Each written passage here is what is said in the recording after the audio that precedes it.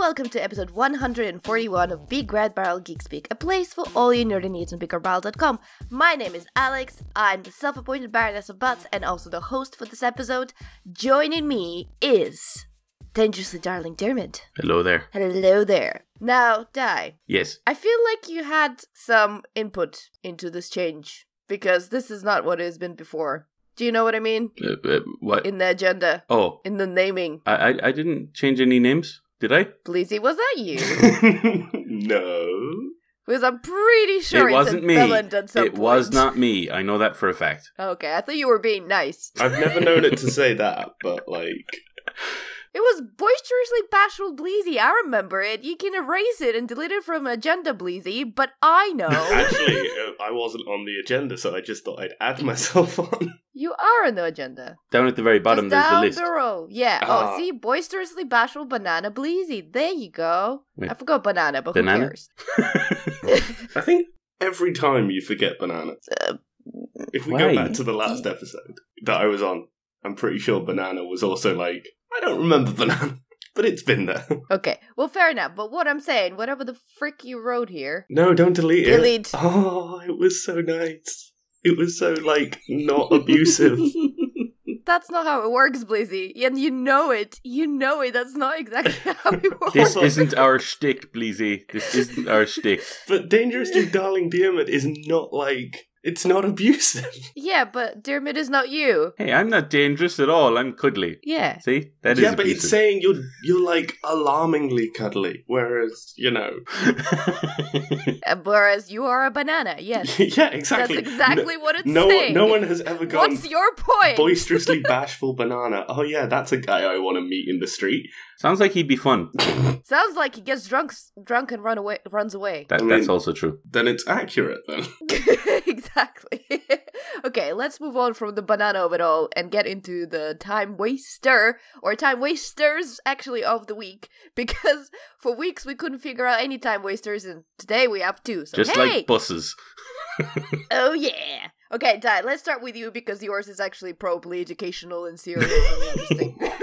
I know about educational, but obviously, like in the past few times I've created or I've kind of suggested time wasters, they've all been about kind of video essays on YouTube, more kind of serious stuff that delve into either games or films, like Movies with Mikey. I'm still watching, still really good stuff there. But this particular one I came across this week, it's called A Matter of Film. And it's a number of kind of video essays on films and TV shows.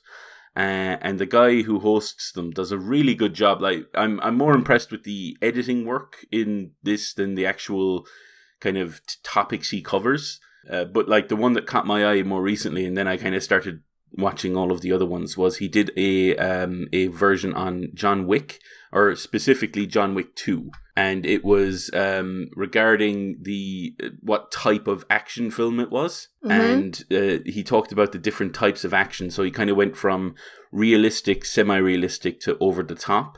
And he talked about the first John Wick being a semi-realistic film. Like it's not entirely a superhero thing, but John Wick he does some things that people shouldn't be able to do. But then what they did in the second one was they kind of went more over the top. And they had like shootouts where John Wick had a kind of a bulletproof jacket and things like that. So, you know, it kind of goes a bit more on the extreme. And it's just the way he talks about why it was successful in doing both and how they had to change some things up to make John Wick 2 more over the top and why it worked. It's a good piece. Each video is usually about maybe 10 minutes long. Some of them are shorter, some of them longer. He also does video reviews on that channel as well. So not all of them just cover these different topics. But as I said, I'm more impressed with the way he edits them together. And he does a really good job of it's one of those things with YouTube, you know, when people complain about people are taking IP, like movies or games, and they're not really doing much with it. Like the entire argument recently is about like Let's Plays being, are they actually doing anything new? Like, are the creators using the IP in a way that creates new content?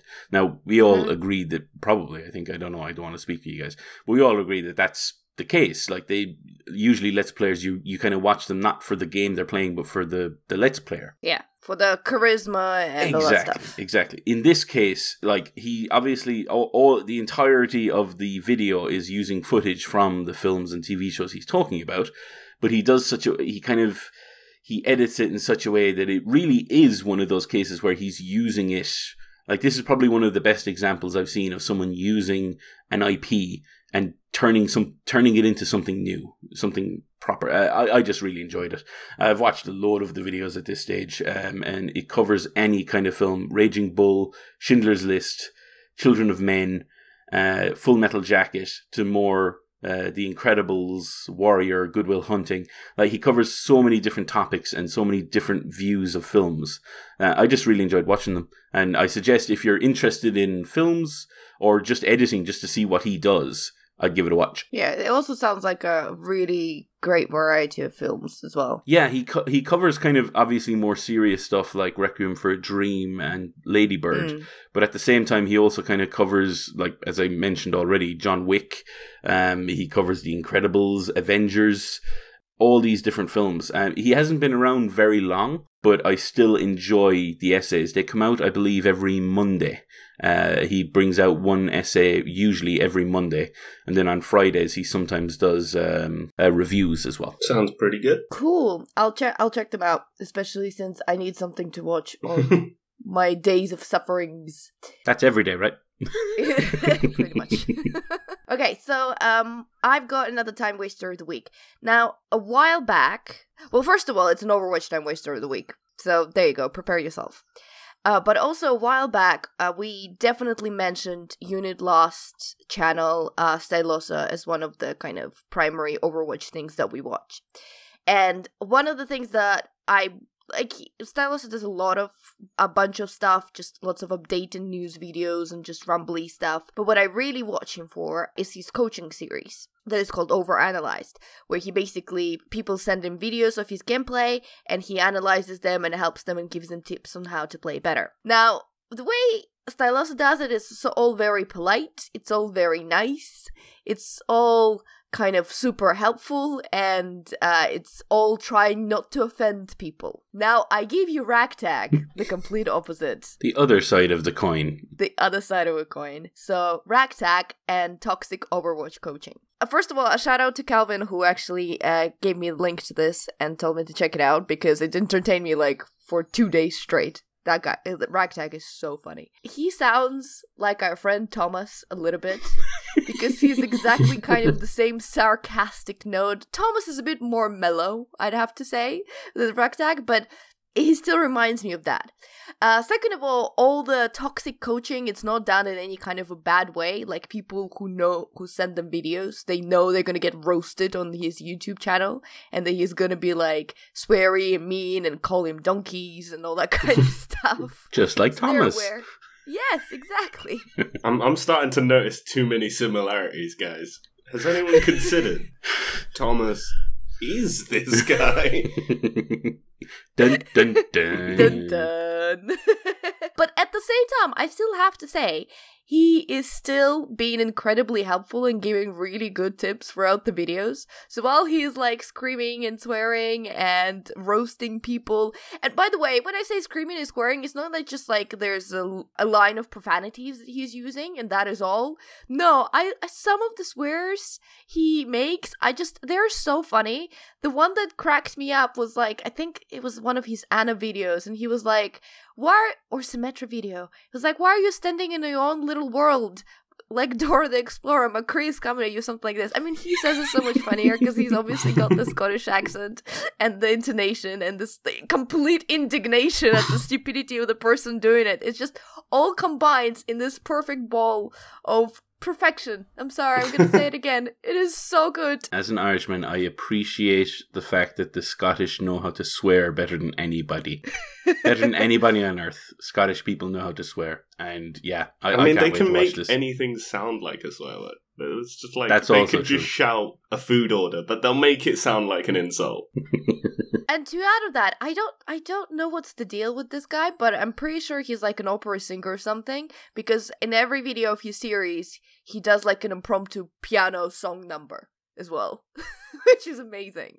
So anyway, here's the thing. I would say if we're not easily offended, go check it out. But honestly, this guy means nothing evil towards the people he's roasting. The roasting is completely consensual. It's completely consensual, and it's so fun, and it's so brilliant, and I don't even think you need to know Overwatch to enjoy that guy, because it's just so good. I recommend Ragtag so much. Cheer yourself up, people. Watch Ragtag.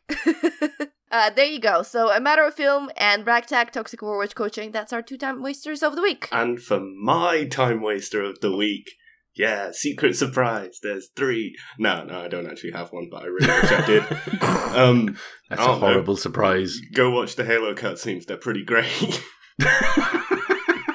I mean, this time around, you didn't even need to weigh in. You were just like, that's it, I'm coming in with Halo reference. Deal with it. I'll be honest, I just need to shout Battlefield at some point as well, and then that's like my 2... That's everybody drinking. Everybody finishes their drink when they hear those 2 things. Damn it, I have water. This doesn't count, though, because, when I get Battlefield, it has to be, seamless, really forced segue in the conversation. Yeah, just like Halo was just there. Good job. Exactly. Yeah. Bleezey, nothing you've ever done in your life has been seamless. Just FYI. Love you. It hurts so much, I'm speechless. I'm going to stay quiet for the rest of the podcast now. Thanks for having me, guys. Come on, with Lauren Gunn, I have to up my roasting. Oh, you made me spit my drink. Okay, are we happy to move on to the news? Yes. Yes, okay, let's start with some sad news. Spider-Man and Doctor Strange co-creator Stephen Ditko has passed away. Now, Da, you're more of a comics reader than I guess both of us? Fill us in. Only a very little bit, to be honest with you. This is more due to the fact that I kind of know his history and how important he was to the creation of some of my favourite characters, specifically Spider-Man. So yeah, he's a comics artist legend. I think everyone in this group loves the Marvel universe at this stage. The amount of stuff that he was behind is incredible. Obviously Stan Lee is a legend, but he was working with artists the entire time that kind of brought their own thing to it. Yeah, so Steve Ditko died. He was 90 when he died. He was found on the 29th of June. And I think they don't know the cause of death yet, but hopefully it's something painless and in his sleep, or probably the best way to go. But this guy was involved in the creation of Spider-Man, so he's the one who designed the Spider-Man suit, a suit so iconic that it really hasn't changed since it was created. It is the same suit all the time, every time. People have been kind of adding to it but it always comes back to that original design. It's so good. He's also the one who kind of came up with the web shooters that Spider-Man uses. He came up with some of the villains. Green Goblin was probably the biggest Spider-Man villain. Dr. Octopus, Sandman, Lizard. This guy is, he's the brains behind so many different things. I mean, that's pretty much some of the most famous Spider-Man villains ever that everybody knows. Exactly. They're the ones that have been featured in films yet, or so far. You haven't seen some of the other ones, but he has a pretty good rogues gallery anyway, but some of those villains are the classics. When I think of Spider-Man, I do think of Green Goblin. That's who his Lex Luthor is to Superman, you know what I mean? And he's also involved in Doctor Strange. It's not just that, those are just the headlines. He's been involved in so many Marvel and DC properties. He's just an absolute legend, and I was really sad last night when I heard that he had died. So I just thought it was worth mentioning. Yeah, it is sad. It is the circle of life and all that, but it's just, I know. We've lost another one of the legends, so it's just kind of By the sounds of it, he lived 90 years of a full, incredibly creative life and left an absolute mark. Absolutely. Agreed. Thank you for that. I don't know a huge amount about Spider-Man, but when I was a kid, my aunt got me a Green Goblin toy, and it terrified me. You can thank Steve Ditko for that. I just remember the design. I hid it. I hid it at the back of my toy cupboard because I didn't want to accidentally come across it when I was looking for something else. Mission accomplished for Ditko then. Moving on to better news, because any news as far as I'm concerned, that involve Idris Elba are infinitely better news. I didn't know this, and I'm so excited. But he's set to join the cast of Fast and Furious spin-off series. Do we know the name of this yet? I thought it's just called Hobbs and Shaw. It's going to revolve around them, but they haven't actually confirmed the name yet. Oh, I thought The Rock did on Instagram. I remember when they started they got a director and started production. I thought he tweeted it was called Hobbs and Shaw, but I'm not 100% sure now. I don't know. I'm just basing this on what I read. But apparently, from what I've heard, it's still unnamed, but it's quite a bit away anyway, so we'll probably find out possibly at Comic-Con. But it's not starting shooting until later this year anyway, so we'll wait and see. Idris Elba joining, it's just another big name joining a franchise that's been on the up since about 5, the 5th entry. And this is a spin-off, so it's not a mainline version of the film. I know there was a lot of back and forth and bad blood possibly between Vin Diesel and The Rock, and the fact that he's going off on his own. Yeah, that's what I was gonna basically ask, because I think, isn't that why the spin-off is there? I know if that's why it's there, but it's what caused a lot of, or certainly contributed to a lot of that kind of drama or whatever the hell's going on there. Also, I think it's also in 8, there was a lot of people saying their favourite bit of the film was Jason Statham and The Rock, kind of their banter back and forth kind of thing. That also might have been a contributing factor where they went, hold on, we could sort of do both, maybe. I don't know, I'm still looking forward to this, specifically because the director behind it is David Leitch, the guy who was obviously involved in the first John Wick and is also the director of Deadpool 2. So I'm really looking forward to this film. It could be amazing. And with Idris Elba joining the cast, that the chances of that are even more so. See, for me, it's if The Rock's in something, there's an extremely high chance I'll watch it. If Jason Statham's in something, there's about an 80% chance I'll watch it. If Idris Elba's in something, 100% every time. And so, it's this was my mistake when I decided to watch Baywatch. Now I have been cured. See, that's why The Rock isn't 100% anymore. He's now down to 90. It's that, and also, was it Journey to the Center of the Earth or whatever? Or no, Race to Witch Mountain. I watched that, and that was also, I was hurt. That's Old Rock. You can't judge him on that. Hold on, Old Rock was also great because Doom was great. Yeah, I said it. Yep. Alex, insert crickets there. Yeah, crickets. I will do that. It's the ultimate guilty pleasure movie. It's terrible in every way, but I still love it. By the way, I found out recently they're remaking it, or at least they're making a new Doom film. Yep. Oh my god! I don't know anything else about it, but look it up after. I want the exact same actors in it. It's just 10 years later. I mean, is that a remake? I don't know if it's a remake. The same movie with different actors. Well, potentially, yeah. It's more of another Doom movie is being made, basically. Hopefully, one a bit more faithful and actually, demons rather than zombie whatever people. Mutant thingy jigs they were having in it. But just imagine, they just take the old Doom movie and they basically remaster it. We've hit a whole thing here. We could remaster old movies, and then it's just better CGI, better special effects. And you can also see The Rock's acting talent improve. Are you George Lucas in disguise? Is that what this is? What's up, Bleezey? What? I don't get it. Oh god, he does not get that reference. Oh, die! Oh, my brain, die! Young people. I know he's the Star Wars guy, right? Did he do this? This is the most famous. Oh man, it hurts. Oh no, it hurts my brain. I'll explain this after the show, please. I don't want to slow down the show right now, but I'll explain it after the show. Wait, I need time to recover. Still hurting. In that time to recover, you know what a great game is, guys? Battlefield 1. Seamless. Seamless. It's seamless. People are in shock. They don't know what just happened. Okay, so there's a Gundam movie in the works from Legendary Pictures. Yes. I'm really trying to move this forward. So I read this. It came out of AnimeCon or Anime Expo or whatever the hell it's called this past weekend. Yeah, it's just an announcement basically that the Legendary Pictures had picked up the rights to do a Gundam movie. And after I watched Ready Player One and the ending with the Gundam showing up, I was like, this could be good. And especially because I honestly think we need more giant mech movies. Because we always need more giant mech movies. That film taught me what a Gundam was. What? That film taught me what a Gundam was. I'd read it in when I read Ready Player One, they talked about it. I was just I don't quite know what this is, but they kind of explain it's a big robot, and I was like, okay then. And then in the movie he changes, and I'm like, I get it now. I know what it looks like. All right, so for any other Bleezeys out there, just a very quick history lesson. So Gundam, Mobile Suit Gundam was first created in 1979, and it's basically set in our solar system in the future when we've colonized the other planets. However, the people on Earth are far richer than the people that are on the other planets, and that leads to war.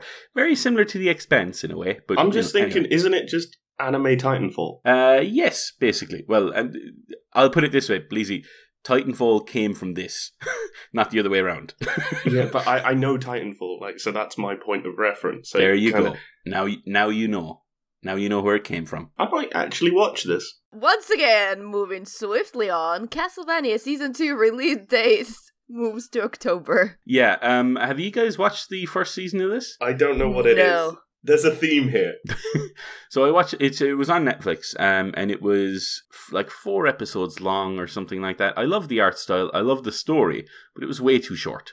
It honestly felt almost like a pilot. It wasn't really... It didn't feel like a full swing at Castlevania. So that's related to a game, right? Yes. So the original game was a Konami game from way back in the, I think, NES days. Yeah. I think it was probably most famous for the way that it kind of changed the action platformer genre, in that it was one of the first games that had backtracking. You go back after you've earned a different ability and you can move to a different area. I think Symphony of the Night is the most famous one. That was on, what was that on again? Was it PS1 or SNES? I can't remember when it was released exactly, but that was kind of the most famous one. You basically got new abilities that allowed you to unlock new areas.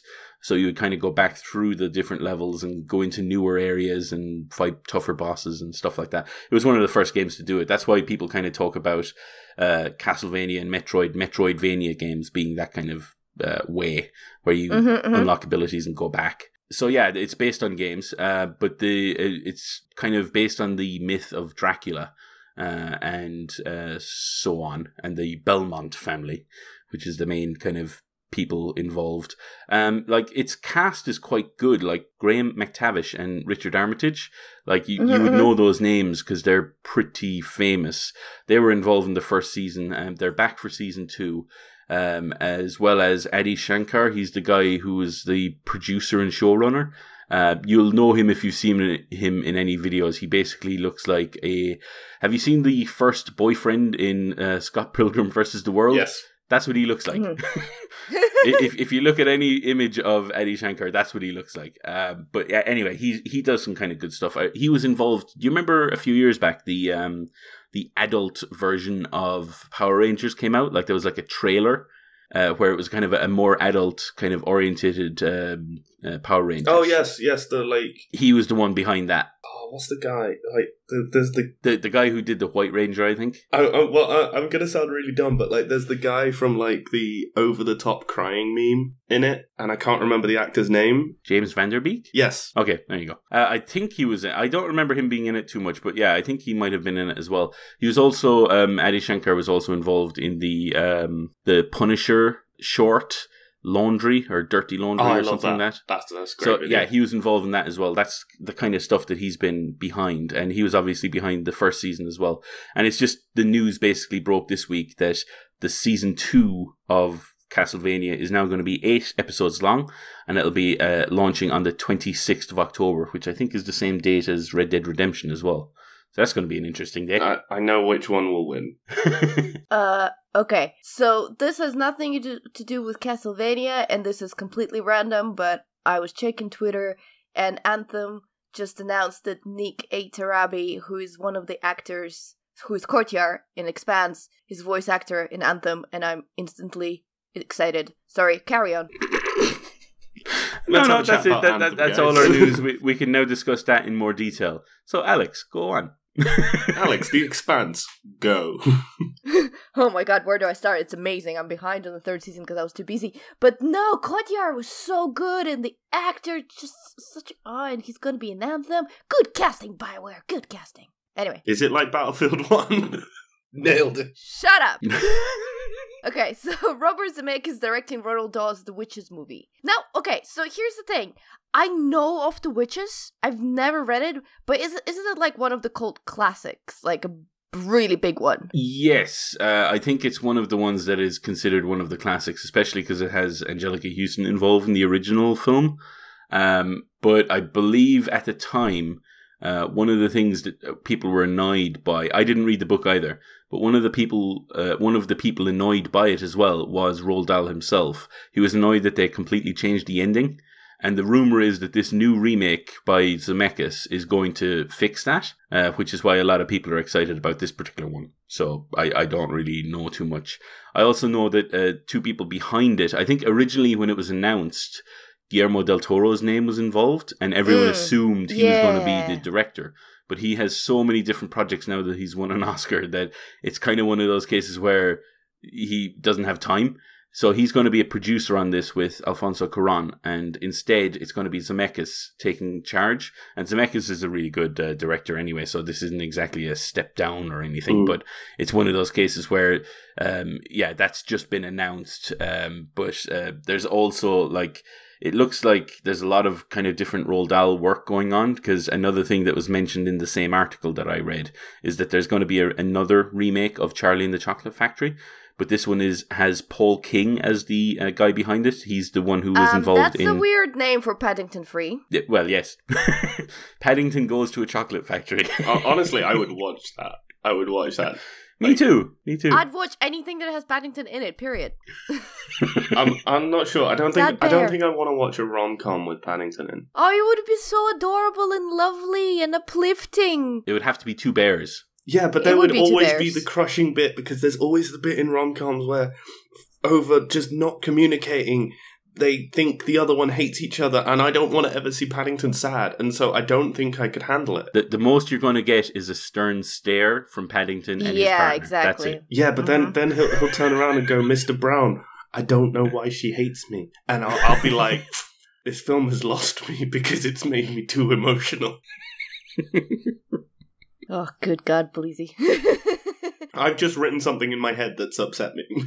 You take a second there. Yeah, to be honest, I'm now very tempted to read Witches. I mean, I love Roald Dahl in general. You know, he's one of those big writers that you have to read at least something of. Mm-hmm. And obviously, Charlie Chocolate Factory is one of the things. I'm not sure about the Charlie and Chocolate Factory remake, to be honest. I mean, it's not a story I particularly want to see on the screen again. I think they nailed it the first time. Why keep remaking it? And then Tim Burton did it, and I love Tim Burton, but even I was like, that's too much Johnny Depp on my screen. Even before, it was just in general too much Johnny Depp, when everyone loved still Johnny Depp, or I loved Johnny Depp. But still, I just don't know if there's anything more to say about Charlie and the Chocolate Factory. Yeah, he has so many good books that, like, there's plenty of stuff that you can work on. I only remember reading the BFG. That more recent film was very good, actually. I never actually saw the film of it, so didn't particularly enjoy the book, just because, well, the idea that someone could snatch me as a child outside of my room and eat me stopped me sleeping a couple nights. Well, I mean, look, all these books, like, am I correct in saying that they are mostly for kids, but they also have incredibly creepy elements. Think of, like, Matilda. Like, that is not an easy thing to read. A girl living in a very abusive, was it orphanage? I think it was orphanage. Yeah, true, but, like, that's the case with almost all media for children at that time. There were no kiddie gloves. It's aimed at a certain audience, but they don't exactly shy away from pretty disturbing topics either. So, I mean, that's just the nature of the time and the culture at that time as well. So, that's to be expected. Yeah, I kind of miss that. Don't sugarcoat it for kids, people. Exactly. They're resilient. I know, right? I read Matilda. I turned out... We all watched Animals of Farthing Wood. We all watched it. Did we? Tell me you've seen Animals of Farthing Wood. I've heard of it. There is. I'm going to try now and find... Now Die's hurting. I'm worried that my IQ is dropping the longer that I stay on this podcast. It's like, I feel... No. It's already down there. It's already We're down. raising it very slowly. I'm pretty sure I'm smart. Tiny bit by tiny bit. Oh, no, I need to share a tweet with you guys that goes through the death count in Animals of Farthing Wood. It's a huge Twitter chain I'm going to find it and send it to you after. Okay, fair enough. I'm looking forward to that. Lots of depth. This is Yay! real cheery, isn't it? Mm-hmm. Okay, so another news that I normally wouldn't talk, but again, I was working a lot, I was on YouTube a lot, this came up, and I watched like the whole 30 minutes of it, so I might as well use my knowledge and regurgitate it on the podcast for those who are interested. So, you guys know about VidCon, basically a convention for YouTubers and video creators that is happening in Anaheim, or, well, that just happened in Anaheim. I do now. I've heard of the show, but like I've never seen anything out of it, if you know what I mean. If you're a big YouTuber, you usually go there. It's not really my scene, you know, even though our time wasters of the week are usually YouTube videos, it's not like I really follow a personality for YouTube. It's more kind of a range of educational things or topics that I like, that I watch.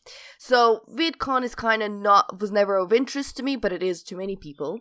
But one of the sort of famous or big celebrity YouTubers called Tana, she there was a whole drama with her that she didn't get something what she wanted from VidCon. She basically got upset with VidCon and she decided to create her own convention called TanaCon, because obviously as a typical YouTuber, it has to have her name in the con. Mm-hmm. Duh. And the whole shtick would be that it would be the convention where fans would have free tickets. There'd be access to some of the really famous creators, including one of the big ones, Shane Dawson, to who I'll return to in a while, and Bella Thorne, I think her name is. Look, guys, I barely know those names, so if I messed them up, I'm sorry. I've just had to quickly look up who this Tana person is, because I was like, do I know them? And I'll just see the picture and go, nope, never seen the video. No. Don't worry, you probably not something that you guys watch, really. Pretty much, if it's not Funhouse, I probably haven't seen it. It's basically, TanaCon was an answer to VidCon. That's happened on the same day. It literally happened across the street, and people, it was hoping that they kind of take the people away from VidCon and create something new. And like, aspirations of it, whenever many people talked about it, I mean, one of the, I guess, YouTubers that I do actually watch regularly, because he does some really good job, is Philip DeFranco, and when he was covering, he was like, I'm looking forward to this because it's the creators taking something of their own and making it independent, something separate from a huge deal that is VidCon. And he was like, I'm not entirely sure how that's going to turn out, but the more variety we have and the more competition we have, it obviously means we have better things in general, because everyone's going to be upping their standards, and that can only be a good thing. Now, while those were really good intentions and really good hopes, TanaCon was a complete disaster. Yeah, I heard about this. So basically there was queues that were like there for hours. People were getting sunburned in the queues because there was no kind of overhead sort of thing to keep the sun off them in freaking California. So, you know, that's not going to go well. Yeah, there was not enough security. There was no food or water inside. Yeah, it sounds like basically someone thought that they could organize a convention better than the people who've been organizing conventions for years, and we found out what that means. Yeah, exactly. Well, I mean, this is a really kind of a cautionary tale to me, because a lot of people, and that's why I sort of really, I don't want to say dislike, but I'm really cautious of this type of YouTubers that Tana is, because they obviously have a lot of following and a lot of influence, and that gives them an impression that they have the capabilities of do something they're not prepared. But what they don't realize that if they mess up, because a lot of people follow them and support them and are fans, they kind of suffer as an example. They don't realize how much influence they have over those people, and that's what always worries me. But here's the thing, like Shane Dawson, who's as I understand a much bigger YouTuber than Tana and way more famous, was actually one of the first YouTubers like ever.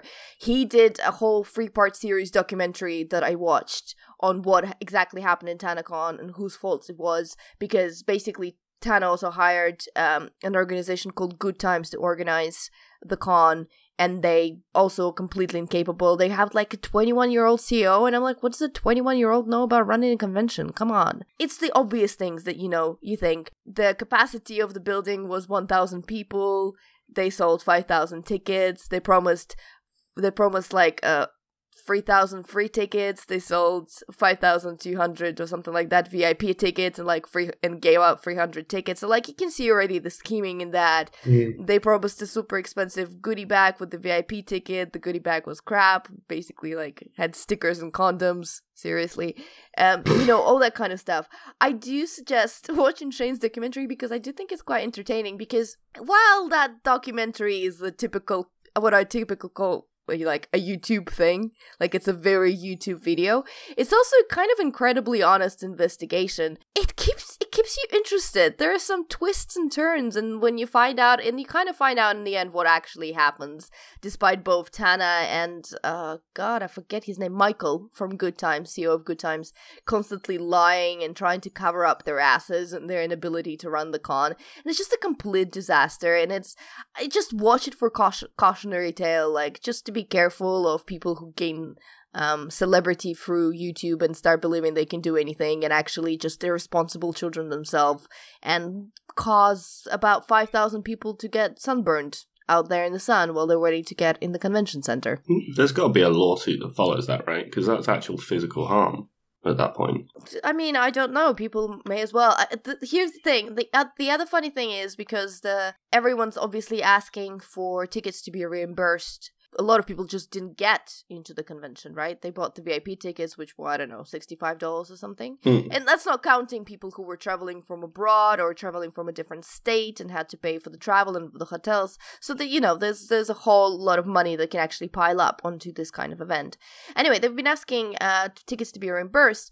What they didn't realize is that the idiot COO signed a contract with the ticketing company that said that the ticketing company gets to keep all the money if something goes wrong with the convention.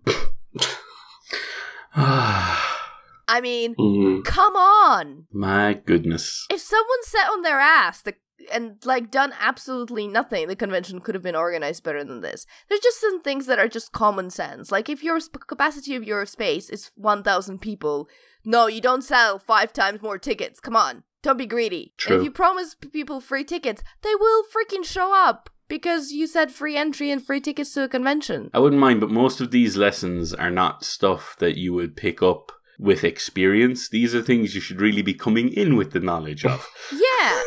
But, yeah. Who am I to judge? I'm not going to be going out there bloody creating conventions.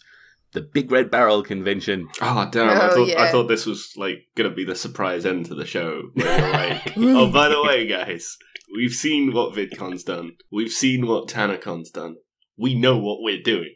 4,000 people in a 2x4 room. I mean, look, come on, I have experience of watching Tim organize Scottish Car Show, and that was just a section in a convention. That takes a lot of work. That took months and months and months. TanaCon was supposedly organized over the period of 3 months. Of course, it was a disaster.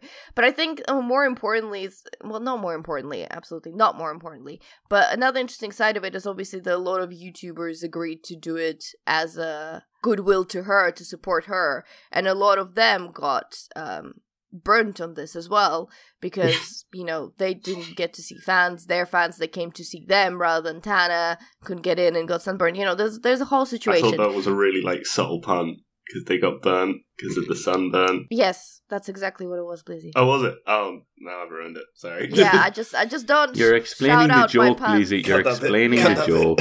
No, too late. That's staying in. That's so staying in. Oh, no. Anyway, yeah, I would recommend basically watching Shane's documentary, because he goes, you don't even need to know anything about TanaCon, but watching them at the end, basically, I don't know. Anyway, they deserved what they got, as far as I'm concerned, because I do think that's a little bit of abuse of power. Come on. They know how many people follow them, and they just try to make so much money out of them without really thinking it through. Anyway, moving on from TanaCon, because that was way too long. There is a rumor that Keri Russell is going to star in Star Wars Episode 9 in reportedly action-heavy role. Yeah, this is interesting. We do know what everyone immediately assumed, right? As soon as that news came out, that she's Rey's mom. Yep. Yeah. Stormtrooper. Oh, Bleezey. I made that joke before the show. I'm going to make that joke on the show. It's getting funnier. No, it's really not. Anyway, back to Keri Russell. Okay, so I guess the biggest question of the day is actually, will J.J. Abrams, who's directing episode 9, gonna retcon what Rian Johnson did with race parentage in episode 8? Now, I don't know if it's too early to say, because that's a pretty major spoiler, but does everyone know? Well, I do. I don't know about everyone else. I think I do. Well, if you haven't watched Star Wars somehow, and you still kind of care about who Rey's parents are, fast forward about 5 minutes ahead. There you go, you've been warned. Spoilers. But yeah, so Rian Johnson decided, and in my opinion rightly, that Rey's parents were no one. They weren't important. Now, the question is what J.J. Abrams had in mind when he started episode 7, and whether he's gonna change all of the Rian Johnson's good, in my opinion, work for episode 9. So it's pretty easy to change, though, if he did want to, because you just go, that guy lied, and that's it. It's easy to change, but I think I don't think they should. The Last Jedi suffer so much, because I honestly think the fact that her parents were no one was some of the more brilliant parts that Rian Johnson has ever put in there. I'm not saying that they should. I'm just saying if they did want to, it wouldn't exactly be this whole, oh no, they have to really backtrack. It's just like, no, he lied. Yeah, it wouldn't take much work to change, but whether they should or not, is a different conversation. But for me, this was what immediately came up. I don't think JJ is going to do that, because it would not only feel like a bit of a slap in the face to Rian Johnson after he kind of really tried to take the entire franchise in a slightly different direction. Yeah, but then didn't Rian Johnson give a lot of slaps to J.J. Abrams for like killing off Phasma, maybe killing off Phasma, or definitely killing off Snoke? Again, spoilers. True, but the entire thing is, when he came in, apparently they didn't really have a kind of an end. They didn't know where 9 was going to end. They came in and they said, right, we've done 7. This is the end point. You can start writing now. Let us know how you get on. And he just kind of went, okay, well, I'll write what I think would be a good movie. And he did that, and he made that movie, and they signed off on it. So, they could have very easily, at the very first draft, they could have said, no, that's crap. You can't undo all of that stuff. So, if it was a slap in the face, it was certainly one that he took very courteously. Yeah, and fair enough. Probably wanted to get slapped in the face, which is another thing we need to talk about J.J. Abrams on. But anyway, not going to kink shame. Not going to kink shame.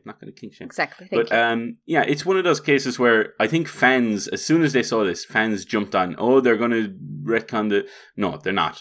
This is going to be probably a new character, probably a badass Jedi, because there aren't enough of those, and it's gonna be cool. And Keri Russell is awesome. But if they do go down the parents' route, I really hope Greg Grunberg is the father, because that's just the JJ trifecta right there: Keri Russell and Greg Grunberg and him. He's Matt Parkman in Lost, for anyone who doesn't know, and he's pretty much similar to Keri Russell in every bloody J.J. Abrams film ever. Yeah, he was the commander of the Yorktown in Star Trek Beyond. Yup, and he was also Kirk's adoptive father in the first one, and he's been in all of them. He's been in everything. I've worked out exactly how it's going to go. What's going to happen is, Rey's going to go into a cave. She's already been into a cave. Yeah, but she's going to go into a different cave. And then... Okay. then, you should be a screenwriter, Bleezey. That's good Star Wars, man. That's good Star Wars.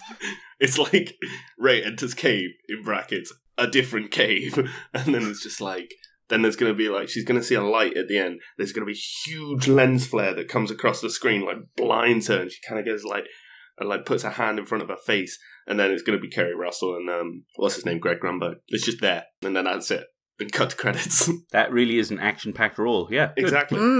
Yeah. Because the lens flare, that's what J.J. Abrams believes that action is. The more intense the lens flare, the higher the action. Very true. Very true. Oh my goodness. So now, if that happens, by the way, I wrote it. It's because they hired me. Write a letter to Kathleen Kennedy. I know, I think she's getting enough letters at the moment, and I don't think she'll listen to me. Potentially not. We're not listening to you, but we'll see. No. Someone will. Maybe JJ will. Oh, Bleezey. Just in case no one picked... It hasn't really picked up on the mic. There was a very deep sigh from here. Do you want me to explain it was a deep sigh? No, please don't. Please don't. Can we move on to topics, please? Yes. Yeah, probably. Okay, let's start. Di's on top, Die starts. Go Die. I actually prefer to be on the button. No, so, Not comfortable being in the middle anymore. You are a sandwich. You're a sexy sandwich. You're like the middle spoon. You're like the meat. Hey, stud. How you doing? As soon as you went into sexy sandwich, I went, I know where this is going. Anyway. The film I'm going to talk about is a film called Tau. It was released on Netflix a few weeks back, I think now. And I've been kind of seeing the trailer, as you go past it, the trailer starts almost straight away. And I've been kind of seeing the trailer, and it kind of reminded me of sort of an Ex Machina-like film. It looked like a kind of a sci-fi thriller. You're speaking sexy words to me right now. Don't get too excited, unfortunately. Damn it. It's directed by Federico D'Alessandro. Never heard of him before. I don't know what else he's done.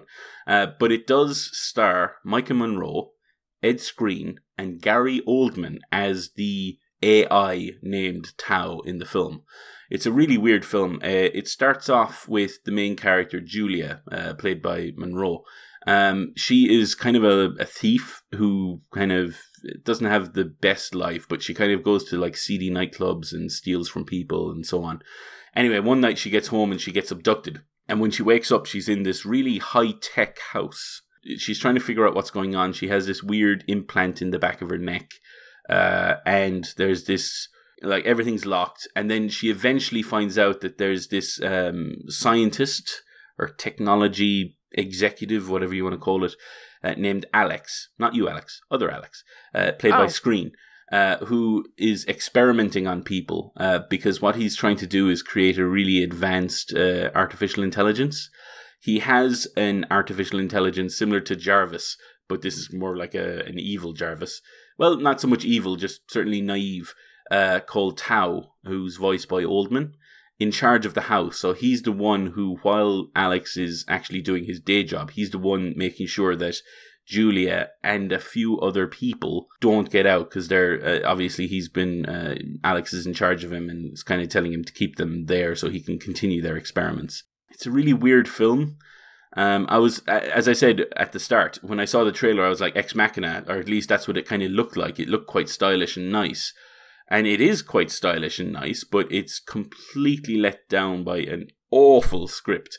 It's really bad. The problem is, as well, the story, it's, how do I describe this? It's not predictable, but in a bad way, right? So I had this idea. Illogical. Yeah, it pretty much. It's one of those cases where I had these kind of grand ideas about where the film was going to go, with this whole implant in the back of the neck, him working on artificial intelligence, and it kind of going from there. And I had all of these ideas popping up, kind of going, I wonder if it's going to end something like this or something like that, and that would be really cool. And then the way it ends is actually really quite lame and quite boring. And it was just like, you kind of squandered that opportunity, didn't you? It was surprising because it didn't have the twist. Yes, it didn't have that sort of big revelation. The film doesn't have anything to really say, in my opinion. Or at least if it does, it doesn't say it very well, because I certainly didn't pick it up. It's hard to recommend it. I will say that, like, it's visually very good, and I really like the music. I actually found out afterwards the music was done by Bear McCreary. He's the guy who did the recent God of War. I love Bear McCreary. So, like, the music was quite good. The visuals were actually quite good as well. Like, I love the color palette. It completely changes quite a lot based on the different rooms they go into.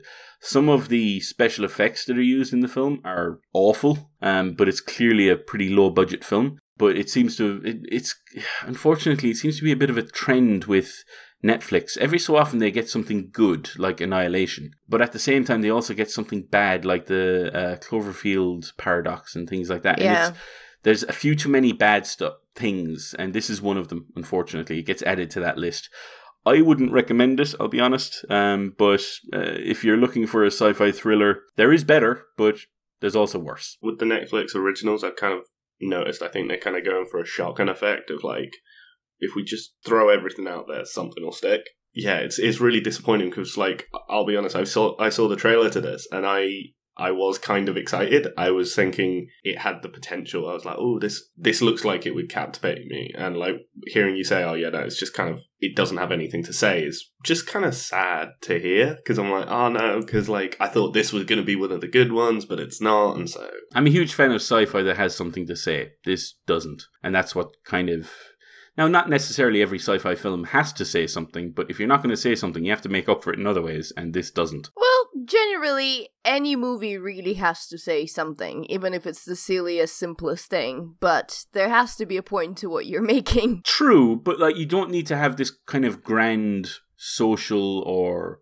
You don't have to have a huge message, but you still have to be entertaining. Whether that is in getting your message across or just being an action film or a comedy or a whatever, you have to be entertaining. If you're not entertaining, then you really don't have a point. And in this film, I wasn't entirely entertained, to quote Russell Crowe.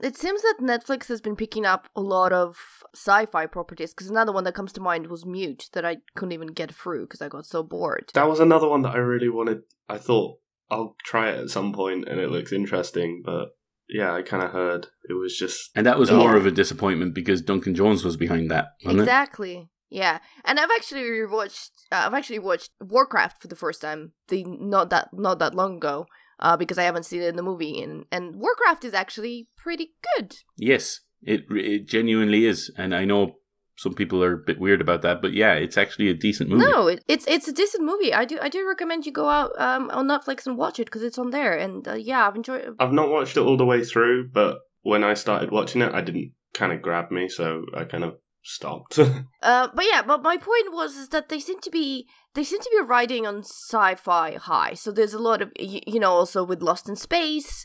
There's lots of TV shows and lots of movies that touch on kind of sci-fi future, rather than, I don't know, saying fantasy setting or westerns or whatever. That seems to be their current genre of choice that they're picking up a lot of properties in.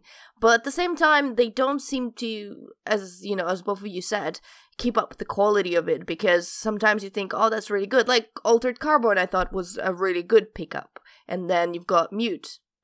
Not so much. So it kind of ranges, and it's really weird because I still find it really hard to tell if it's gonna be a good thing. Like you guys said, you watched it and it looked really nice and it looked Ex Machina-like, which is obviously a recommendation in my books because Ex Machina is fantastic. And then you go in and you're like, all right, something went wrong there. Yeah. So yeah, it's a bit of a dangerous kind of Netflix roulette that you end up playing with those properties and seeing, because majority of them are not fantastic, but occasionally you get 1 and 2 that are just very, very true. Okay, Bleezey, talk about Tagg. Okay, first of all, have either of you heard of the story of this? So I saw the trailer, and then I saw that it was based on a true story. I don't know the true story, but it sounds weird enough to be a true story. Yeah, so basically the story is it's a group of friends in America have been playing tag since they were like 8 or so. Oh wait, it literally means tag? Yeah, it means the game of tag. Oh, and God. Basically, like, at least in the film, they basically go... By the way, the way you've said it doesn't sound quite right. Sorry. You said they've been playing it since they were like 8. Yeah. They've been playing the same game of tag. Yeah, same game. Since they were 8. Oh, okay, that does make more sense. Every month of May, for the duration of May, the game continues, and whoever was last like the previous year, has to tag someone, and then it's basically kind of this like whole... There's no winner, it's just... You don't want the shame of being it for another, 11 months. I kind of went into this thinking, it's going to be just kind of a silly comedy. It's got Ed Helms, Jake Johnson, Hannibal Buress, Jeremy Renner, and John Hamm in it.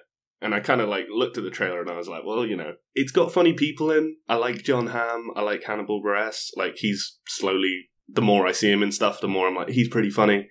And so I gave it a go, and I was really surprised. I genuinely enjoyed it. It didn't really have any oh my god, it gets really serious and stuff. It is just them playing a game of tag, and basically the plot is Jeremy Renner's character has never been tagged since they were 8. Since they started playing, he has never been tagged, and their intention as a group is they kind of team up because they're like, we are going to tag him this year. This is the plan. I think it starts with John Hamm is being interviewed by someone from the Wall Street Journal, played by Annabelle Wallace, and basically she's like, wait, you guys play tag? And because Ed Helms comes in, tags him, he's just like, yeah, I've got to go, we'll reschedule the interview. And then she just decides, no, I'm going to follow you across country and write about this story. And it's like the most ridiculous jumps ever, but... Yeah, can I just say, I mean, it may be entertaining, but it sounds so damn freaking stupid. It is. And, like, they kind of lean into it. Because, like, for example, Jeremy Renner has this, like, sense... You know in the Robert Downey Jr. Sherlock films, you know the fight scenes? Where he, like, predicts everyone's actions and how to counter it and stuff. They do, like, that 4 or 5 times where he'll be like... Okay, so-and-so is tagged. He's charging at me from the side. If I grab this tablecloth, then I can, like, wrap it around his head. I must avoid the hand touching me at all times. And then, like, he'll make sure that he accidentally tags someone else and go, okay, this person is now hit and all this stuff. And it's genuinely, like, really, I don't know. It was just, I sat there with a smile on my face going, it's amazing. If I'm honest, it made me want to go and play tag. There were also, without getting into spoilers, there were a couple things which... generally movies like this would have done. Now I'm expecting this because, you know, this is how all movies go, and they didn't for a lot of it. So basically the opposite of what I was saying. So yeah, predictable in the good way. Yeah, so I was just like, oh, I'm actually surprised they didn't do that, or they didn't do this. And it's like, it's kind of hard because, you know, I don't want to be like, oh, there's a twist, because then you'll watch it expecting a twist. It's just, there were things I thought were going to happen that definitely didn't happen, and I was happy that they didn't happen, because otherwise I kind of would have been like, oh no, it's just another generic movie. Is this in cinemas now? Yeah, it's in cinemas at the moment. Might have to go and see that. Yeah, it's like, I'm not going to say it's like a 5-star film kind of thing, but it's just, it's enjoyable. I definitely thought it was worth my time. I've seen the trailer and I do like the look of it, and I like a lot of the actors that are in it. Yeah. Obviously, it's based on a true story, but they do take, obviously, quite a lot of liberties. Oh, yeah. But I also like the kind of the underlying idea behind it, where I don't know if it's a line from the movie, it might be this reporter that you were talking about, but she kind of says, this game of tag has kept this group of friends together for like 20 years. Yeah. You know what I mean? So it kind of seems to have a kind of a heart to it as well, which is always nice. Yeah, and the whole thing is like, because they're not expecting to see their friends or anything. They're not like, they don't plan to all go to one place. It's like, at one point, Ed Helms becomes a janitor at one of the people's places of work so that he can sneak into a room and tag someone. And they'll like dress up in like, as like old women and stuff to just try and like surprise them. And it's just a bit, it's not exactly like, oh yeah, this would definitely happen in real life, until during the credits they show some of the footage of the actual people playing tag, and they did dress up as old women and stuff, and they'd just like run in, tag someone, and then be like, oh, by the way, and then they'd kind of hug because they've not seen each other for the last year. It is quite funny just to see all these like grown men start making rules on the fly, like, oh yeah, no, this is base, you can't tag back type thing. And it's just, I don't know, it was just enjoyable. Okay, I still think this is incredibly idiotic, but it's also kind of adorable. Yeah, watch the trailer, and I feel like the trailer it will either sell you on it, or it will confirm that you don't want to watch it. Because I don't think because the premise is so simple, it's really hard to go, oh yeah, the trailer spoils things, because it really doesn't. You're either tagged or you're not. That's really it. Well, that's something different at least. It's not exactly going for the groundbreaking, it has a message to say. Tag, you're it? Yeah, don't be it. Good message. Okay, guys, I've got a confession to make. Uh-oh. Oh no. I've never heard or seen Flight of the Conchords. Until this Monday, baby! Did you see that twist coming? Did you see it coming? Yeah. I did, because I knew you went, but other than that, go on. I have no idea what Flight of the Conchords is. Okay, you know Jermaine Clement, right? Yes. He's shiny. Oh, yes, shiny. Yes. I'm glad you sang, because otherwise, no, I wouldn't have known. Come on. Unfortunately, they didn't sing that song. But basically, him and Brett McKenzie, they were a comedy duo called Flight of the Conchords. I understand they have like a TV series. Someone who knows better than me. Explain. Die. I don't know. I've seen like an episode of the TV series. I'm aware of them, but I don't really know their history all that much. Fair enough. Okay, I feel slightly better now because everyone seems to know them and love them, and I'm like, I never heard Flight of the Conchords, sorry. And then I get the stares. See, now you know what it's like to be me in any conversation ever. Yeah, but I rarely get those, Bleezey. That's I know, but it's so sad when it happens. Well, maybe you should do something about it. Anyway, so there's a comedy duo, and they write music, and they did a BBC radio series and an American television series. There's a bunch of stuff, and they basically write really funny songs, and they're both really good songwriters and players. Play an instrument. I don't know, musicians. There you go. That's the word I was looking for. It's early, guys. I went to bed at 3 a.m. Anyway, and they are currently going on tour, and I was lucky enough that Coleman is a huge fan and had no one to go with. And about 6 months ago, he asked me if I wanted to go, and I was like, sure, sounds like fun. And first of their showing got postponed because I think one of them fractured his hand or something like that. I can't remember. But anyway, it was supposed to happen months ago, but the show was postponed, and it just happened Monday, whatever, beginning of July. I don't know dates. 2nd of July. Thank you. 2nd of July. Oh yeah, 5 days ago. Anyway. This show today is a disaster. It's the heat. Just blame the heat. Heat and Bleezey. I'm okay with that. Anyway, so... I was going to say Bleezey and heat, but I realised that sounds different. That doesn't sound right. No. Bleezey and heat? Yeah, okay. No, not name of the episode. No. No. Please. No. So is the Alex, name I've of never the episode. actually begged to you before, but I don't want that to be the name of the episode. Anyway, my point is that we went to see the show, and even though this is the first time I've ever seen or heard them, obviously I knew about Jermaine Clement before, because of his bromance with Taika and Shiny and all that kind of stuff, but still I've never seen them before, and they're absolutely fantastic. The show opened actually with Eugene Merman doing his little stand-up special, which was also really great. I love plumpy Russian dudes speaking with American accents, telling incredibly sarcastic jokes. That's my jam. That was really, really good. And then they went into the show, which basically they would play a song, have a little banter, play a song, have a little banter, play a song, have a little banter. And he was just so chill and so nice and so funny, and it's lovely. Everyone now, I'm a believer, everyone should check out Flight of the Conchords, I think. Because it was great. I have been converted by one concert showing and by 3 beers, and it's been great Monday, and I went away all fluttery and happy, and the next day I went back to work. Yay. Well, I'm glad you had a brief respite.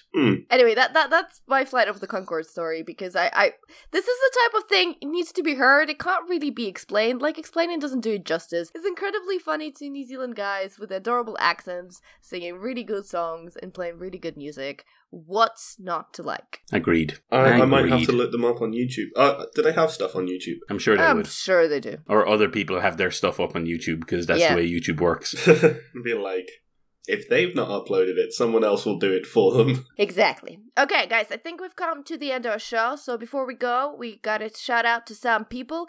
Now, I've been a lazy bugger, and by lazy bugger, I mean a busy bugger, so I still didn't edit the last episode. Sorry, Diarmuid. So, at some point, you're gonna get 2 Geek Speaks in a very close succession, you lucky devils. Whoa. Probably next week sometime.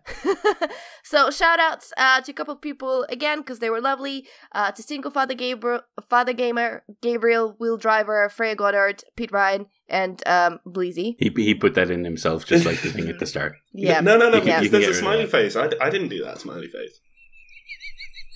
I don't know how to make a smiley face on the agenda, so I don't believe him. I think he might be banned for reals now. Oh my god, no. He's been joking that he was banned when he wasn't really banned, and all of us were going, what my joke the frick he's talking about? He's not banned. I think I might ban him now. I kept making the banning joke because I was scared that it would happen, and I was like, if it ever did happen, it would hurt less if I made the joke a little more. But now it's... Did it hurt less? No. Hashtag free Bleezey. Hashtag bring Bleezey back. You can get in touch with us at BigRedBarel.com. Also on Facebook, Facebook.com/BigRedBarel. On Twitter at BigRedBarel. Use hashtag GeekSpeak to help us find your tweets. You can also speak to us on Twitter directly. I'm at _. I'm at Diarmuid_S. And I am at Bleezey Boy. Also, you can leave us an iTunes review. We'd love you forever. Join our Discord group, BigRedBarel Discord group. If you don't know how, shout out me on Twitter or on the forums, and I will guide you there.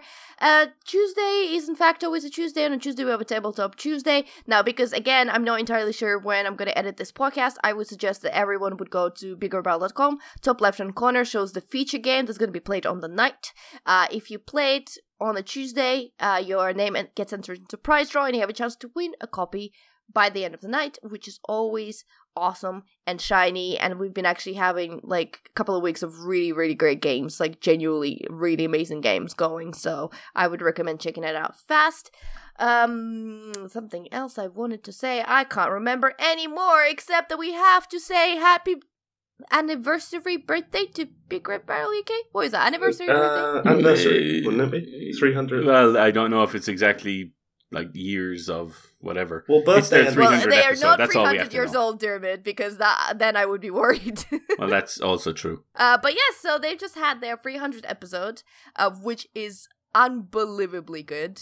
Like, seriously, I know they're part of the BigRedBarel podcast, but I'm not even, like, promoting them for the sake, though. It's actually a really great episode. I'm only, like, 5 minutes in, but I like it so far. I'm about 5 minutes in and out. No, it gets better. So, our friend Ed wrote a BigRedBarel UK Choose Your Own Adventure story that incorporates some of the history and inside jokes and all the awesomeness, and guys, play through it. I have about a 15-second cameo somewhere at the end of this episode, so you can look forward to that. And Spoilers. It's fantastic. I mean, Ed has just done such an unbelievable job that it just blew my mind. Like, it was so good. It was so unbelievably good. If you're a fan of BRB UK, you should absolutely just not miss that episode.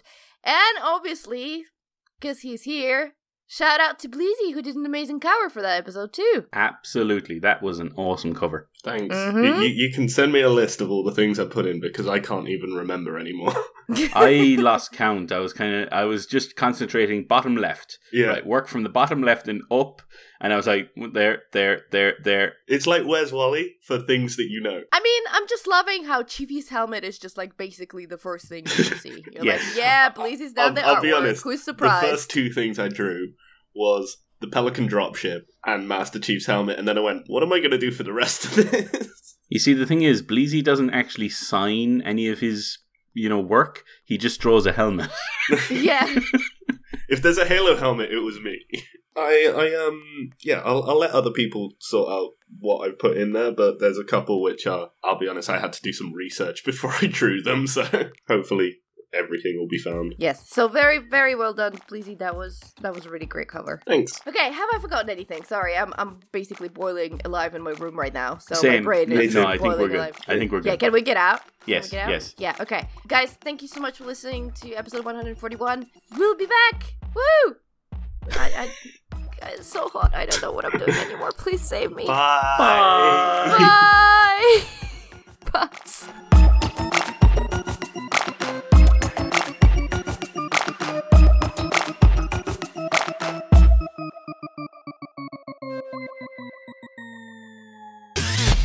You and your ears are quite welcome. For the podcasting goodness that you just heard.